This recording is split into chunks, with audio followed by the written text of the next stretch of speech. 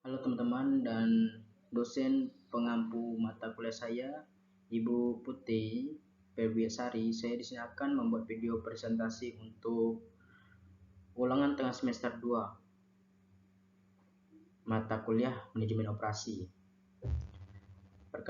Perkenalkan, nama saya Ray Kopin Mesna Pauta, NIM 2110417440,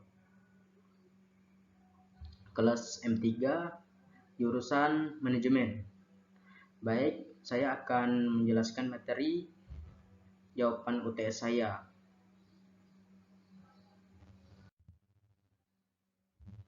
Satu, manajemen operasi. Penjelasan tentang manajemen operasi, kegiatan menciptakan barang atau jasa yang ditawarkan perusahaan kepada konsumen. Kegiatan operasi ini dalam banyak perusahaan mencantumkan bagian terbesar dari karyawan serta menjangkau jumlah terbesar daripada aset perusahaan. Kegiatan operasi ini menjadi salah satu fungsi utama dalam suatu perusahaan. Kegiatan operasi juga merupakan kegiatan kompleks yang meliputi tidak saja pelaksanaan fungsi manajemen dan mengkoordinasikan berbagai kegiatan dalam mencapai tujuan operasi. Pengertian dalam definisi manajemen operasi mengandung unsur adanya kegiatan yang dilaksanakan dengan mengkoordinasikan berbagai kegiatan dan sumber daya untuk mencapai suatu tujuan yang telah ditetapkan. Manajemen operasi bukanlah suatu kegiatan yang berdiri sendiri. Keputusan manajemen bukanlah merupakan suatu tindakan sesaat, melainkan adalah sebuah tindakan yang berkelanjutan. Di dalam pelaksanaannya, manajemen operasi berbagai sumber daya seperti manusia, modal, mesin, energi, material, manajemen atau metode, dan informasi integrasikan untuk menghasilkan barang maupun jasa. Manajer operasi dituntut untuk memiliki kemampuan bekerja secara efisien agar bisa mengoptimalkan penggunaan sumber daya serta memperkecil limbah. Kegiatan manajemen operasi harus memiliki tujuan, yakni menghasilkan suatu produk sesuai dengan yang direncanakan. Kedua, peran manajemen operasi dalam organisasi. Bidang pemasaran.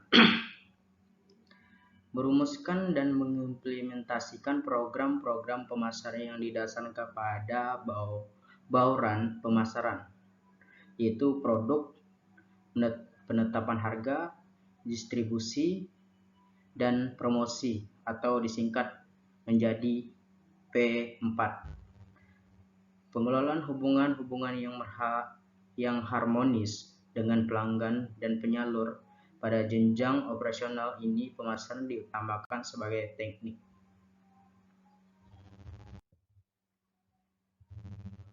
Keuangan. Kesuksesan suatu perusahaan dipengaruhi oleh kemampuan manajer keuangan untuk beradaptasi terhadap perubahan, meningkatkan dana perusahaan sehingga kebutuhan perusahaan dapat terpenuhi. Investasi dalam akses perusahaan dan kemampuan pengelolaan secara bijaksana. Dalam melaksanakan kegiatan operasionalnya, individu yang terlibat harus mempunyai integritas yang baik. Laporan dan catatan keuangan juga harus dijaga integritasnya melalui kelengkapan dan keakuratan pencatatan keuangan.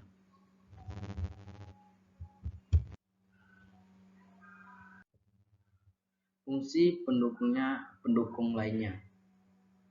Perencanaan menentukan tujuan subsidi operasi organisasi perusahaan dan mengembangkan program yang sudah dimiliki. Kebijakan dan produser untuk mencapai tujuan perusahaan juga dapat dikembangkan melalui manajemen operasional. Fokus ini mencakup perencanaan produk, fasilitas, hingga memanfaatkan sumber daya produksi. pengorganisasian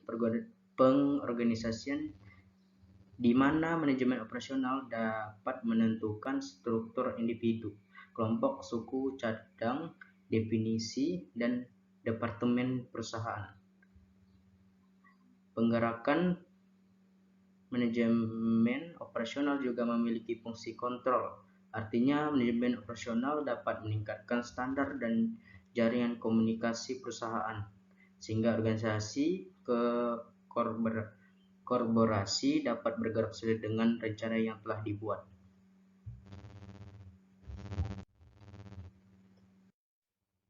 Tiga, perbedaan konsumen eksternal dan internal.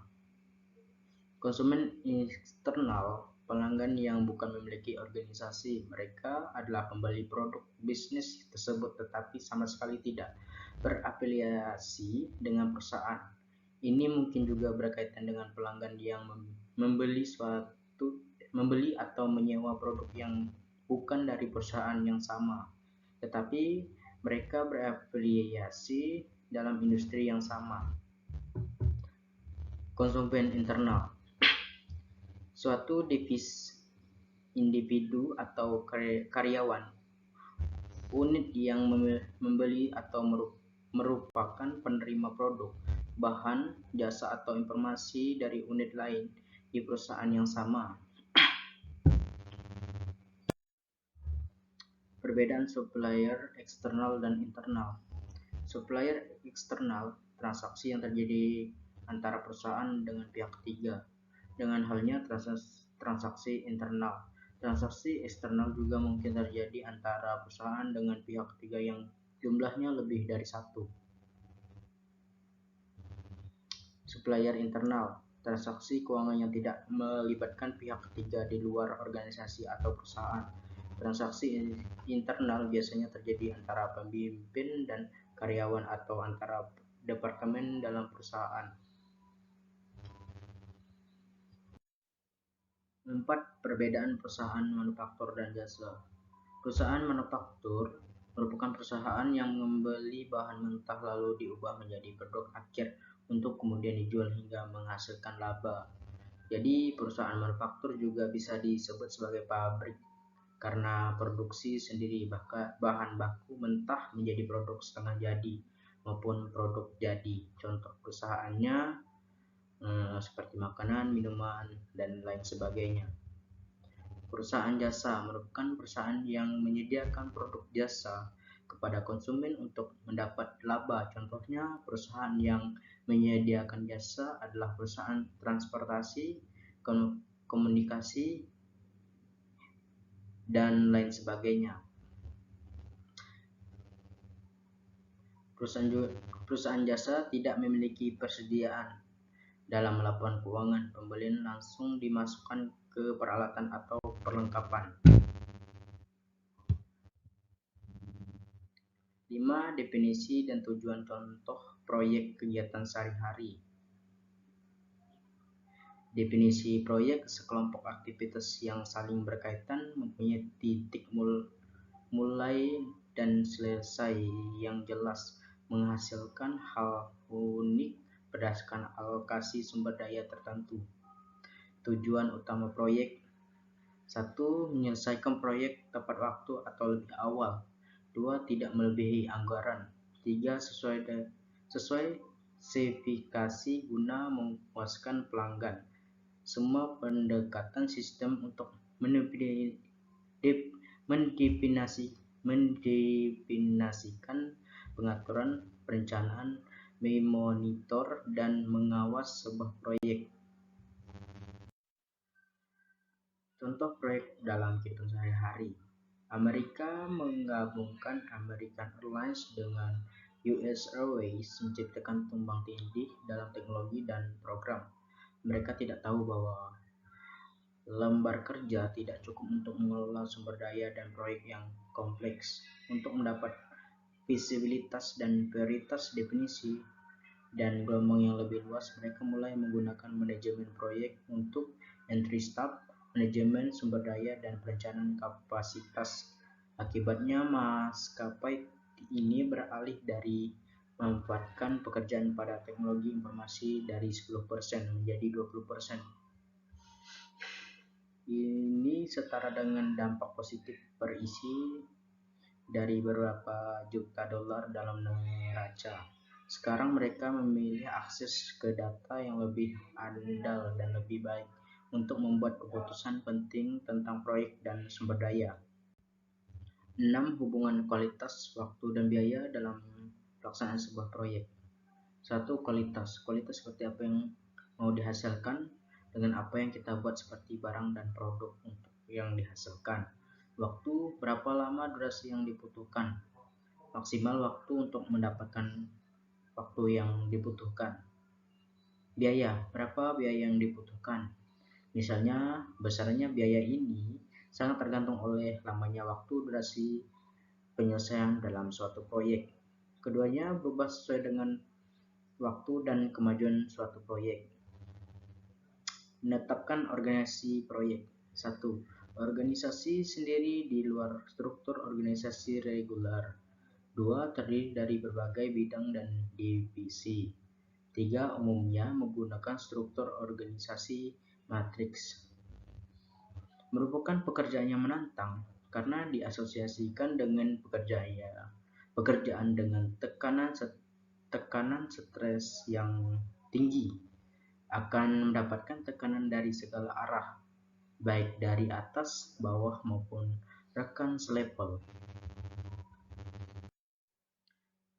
Kurva Project Life Cycle. Fase yang mengambil paling banyak sumber daya, fase eksekusi. Di fase ini, manajer fokus pada aktivitas yang berkaitan dengan kiriman jadwal proyek menjadi sangat penting karena menunjukkan kapan setiap sumber daya yang dikhususkan untuk suatu kegiatan akan dibutuhkan. Pemantauan kemajuan kegiatan di seluruh proyek penting untuk menghindari potensi kelebihan sumber daya. Akan tetapi, masalah mulai muncul ketika sumber daya tertentu seperti kru, konstruksi, atau staf spesialis diperlukan pada beberapa kegiatan dan jadwal yang tumpang tindih. 8. Definisi kualitas. Performa, karakteristik dasar dari sebuah produk yang ditawarkan kepada pelanggan. Fitur, karakteristik tambahan yang ada pada sebuah produk. Keandalan yang mencerminkan kemungkinan produk rusak pada periode waktu tertentu. Kesesuaian, tingkat kesesuaian produk yang dihasilkan dengan spesifikasi yang direncanakan. Ketahanan, jumlah pengguna yang dapat dimanfaatkan pelanggan sebelum.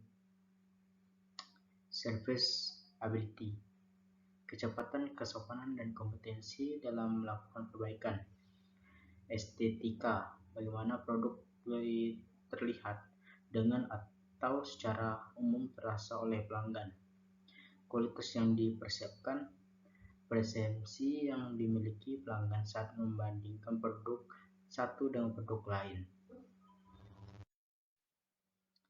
Sekian dari presentasi saya. Jika ada kesalahan kata, mohon dimaafkan. Saya ucapkan terima kasih.